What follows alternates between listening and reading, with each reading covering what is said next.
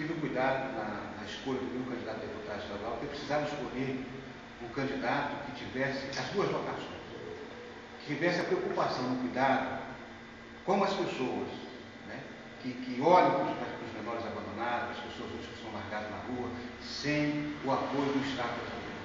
Mas que precisasse ser um candidato também que tivesse esse amor em dose dupla, que não só se preocupasse com as crianças abandonadas, mas com esses animais hoje que sofrem e colocam em risco a saúde das pessoas, que é hoje o caso de saúde pública.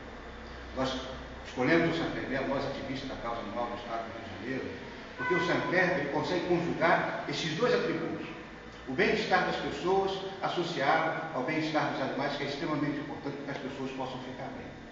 Cuidar dos animais hoje abandonados é um caso de saúde pública. E é extremamente importante que o Estado brasileiro olhe para essas 4 categorias de animais hoje que estão abandonados: os animais silvestres, os animais domésticos, os animais domesticados e os animais exóticos. Uma política nacional, através de uma secretaria que olhe esses animais, nós vamos avançar a passos largos para a construção de um Estado melhor para todos.